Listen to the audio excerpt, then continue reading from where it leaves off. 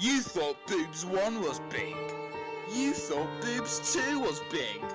You thought Boobs 3 was big. But that was before you saw Boobs 4. So many transfers, loan signings, people on permanent deals, even some swap deals. The transfer window is slammed shut, and for the Boobs finale I will be grading every Premier League club's business. Who's coming away with the passing mark? Who's finished top of the class? And who has completely and utterly failed? Stick around to see how your club's business will affect your clubs this season. It's time for a big Pete. Now, a lot of people might be confused by my grading for Arsenal, but I think people, especially Arsenal fans, are combining their poor start to the season with their transfer window. While this summer hasn't been incredible for Arsenal, they've signed a top striker in Lacazette and a solid left-back in Kolasinac. The only high-profile departure is Oxlade-Chamberlain, who, while being a good player, isn't a devastating loss. And Arsenal managed to ward off interest from City for Alexis Sanchez. However, with all the players with 1 year left on their contracts, next summer looks set to be a G grade. Bournemouth's business hasn't been making the headlines this season, but they've strengthened in really key areas. They brought in a top goalkeeper in Begovic from Chelsea, a top centre-back from Chelsea in Nathan Ake, and a striker in Jermaine Defoe who's proven at Premier League level. And after a brilliant year last season, they've not lost any of their best players, with the biggest departure being Lewis Graben on loan to Sunderland. Eddie Howe's had a great window and I predict him to have a good season.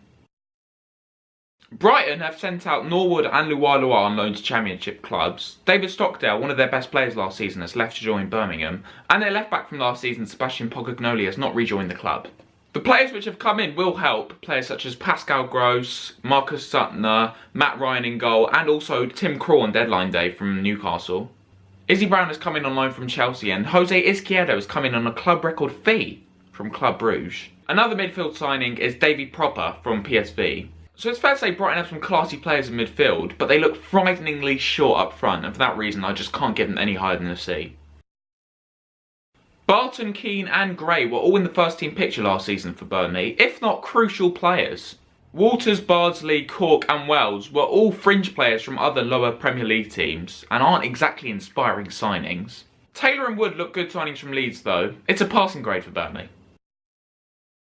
Chelsea have trimmed their squad massively this summer. Key departures include Cuadrado, Atsu, Begovic, Ake, Solanke, Traore, Abraham, Palmer, Loftus-Cheek, Van Ginkel, Zuma, Chalobah, Brown and Matic. Morata, Bakayoko and Rudiger all could prove to be massive signings for Chelsea, but none of them are Premier League proven, so I'm not going to put my neck out on the line and give them an A. At the very depth of the window, Chelsea signed Premier League winner Danny Drinkwater, setting up a Liverpool-Southampton relationship with Leicester, after nabbing their other centre midfielder last season. £35 million seems a lot for Drinkwater, even in today's market, but he provides more Premier League experience. Still a B for Chelsea.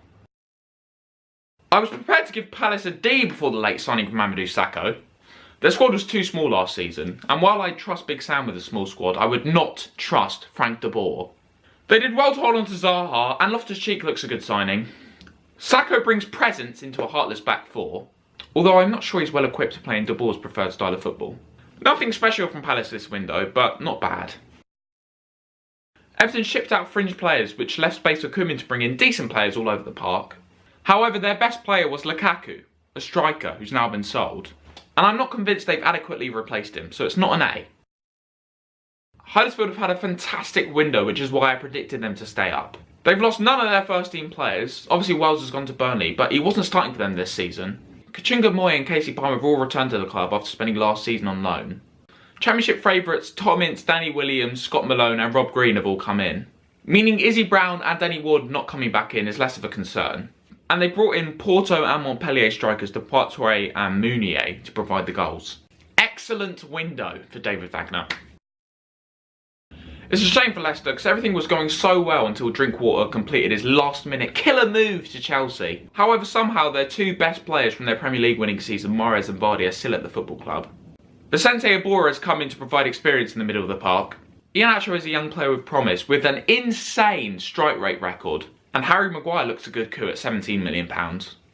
The lad's not that bad. I suppose it's right for him to play in the Premier League. Harry Maguire has moved from Hull to Leicester. It's not that weird. £17 million! Hang on!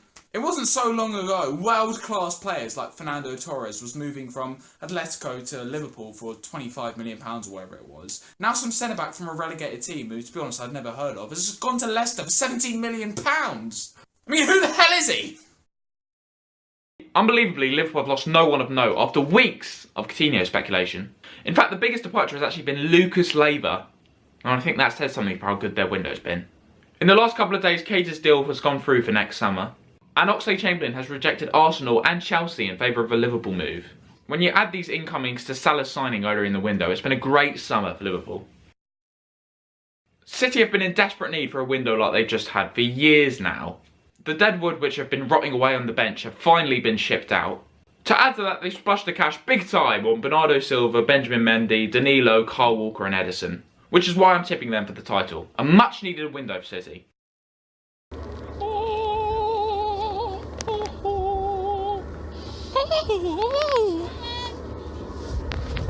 Big Pete on a mountain, Big Pete on a mountain, la la la la.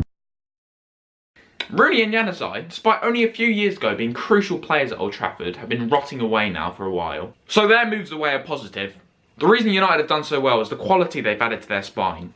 Bailly, Mkhitaryan and Pogba have had a year to bed into the Premier League. They've added Victor Lindelof, Matic and Lukaku to that spine. Also, they've got a world-class keeper in De Gea. It's quite some spine. A lot of players who you probably thought left Newcastle years ago have only actually just left now. In Sim de Jong, Emmanuel Riviere, Johan Gouffran, Vernon Anita and Florent Thauvin. Whereas last year's signings of Grant Hanley, Daryl Murphy and Matt Sells have not worked out. Newcastle's signings this summer, on the other hand, have consisted of two wingers who were playing in the Championship last year, a bench player at Sunderland and a bench player at Stoke. No wonder Benitez is fuming with Mike Ashley. It's been nothing special for Southampton this summer. I imagine Saints fans will take that. Over the last few years, their summers have consisted of selling all their best players and bringing in players no one's heard of. This window has been totally different though. They've amazingly held on to club captain Virgil van Dijk, and while they've let fan favourite Jay Rodriguez leave, they've not sold any first team player.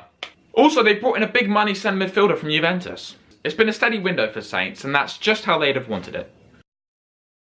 Like many clubs, Stoke have chopped off the fringe. Joselu, Muniesa, Barsley, Bojan, Whelan, Walters and Given have all left. But they've also lost their best player in Arnautovic. Stoke have brought in West Brom captain and former Premier League winner Darren Fletcher, who's at this moment in his career a good character to have in the dressing room, but he's not going to keep you up. Stoke have also brought in two forwards in Choupo-Moting and Jesse, who, while being big-ish names, haven't had a great couple of years. The strongest position for Stoke coming into the last few days of the deadline was centre-back. They had Martin Zindi, Shawcross and Kurt Zouma in that position. And with £18 million burning in their pocket, they decided to spend that on another centre-back in Kevin Wimmer. I don't understand why late on in the window they'd waste money in improving a position that's already decent. For me, they should have brought in another striker, because you can't rely on Berahino in the Premier League. I've given my team Swansea a C grade. But if you told me before the window that we'd be losing our two best players in Gylfi Sigurdsson and Fernando Llorente, I'd be massively concerned about our survival chances. However, with the signings of Roque Mesa, Sam Clucas and Renato Sanchez, not only have we added quality in the middle of the park, we've also added legs. When people think of Gylfi Sigurdsson, they think luxury player, a guy who's going to score goals and get assists. But what people don't realise is, he actually ran more distance than any other Premier League player last season. That's why for me, I'm so pleased we've added numbers in the middle. And with Abraham and Bonnie, we've added goals. The only concern for me with Tammy Abraham is that I don't think he'll stay with Swansea for long. He had such a brilliant first year of regular first team football at Bristol City and he started this season fantastically again. There is no doubt in my mind that in the next couple of years he'll be playing regularly at Stamford Bridge, as Ian Wright agrees. Very quickly, will Tammy Abraham, says Big Pete, be the first of Chelsea's loan brigade to make it as a first team regular at Stamford Bridge? I think that a lot of them Chelsea players who are out on loan, Loftus-Cheek, Tammy, Solanke's gone to Liverpool. I think they've got a winning mentality. They've been winning since they were kids, and whether it's the FA Youth Cup hammering teams, the Champions League at that level as well, they are winners. So I think all of them will at some stage, given the opportunity, will kick on.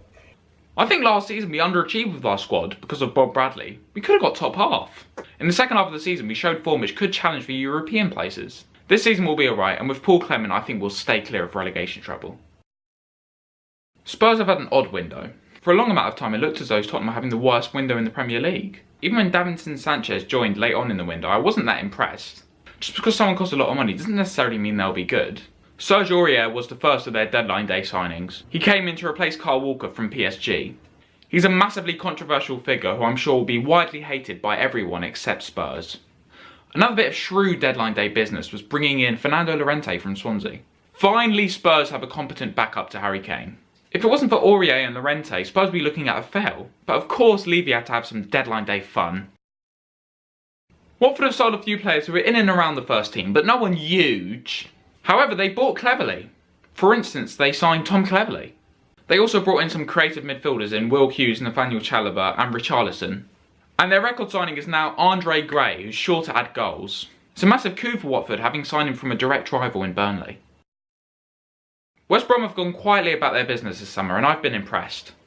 Jay Rodriguez, Ollie Burke and Kieran Gibbs will all be desperate to prove themselves after dips in their careers. Gareth Barrett is a smart, experienced replacement for club captain Darren Fletcher. But also they've managed to hold on to Nasser Chadli, who's a fantastic player.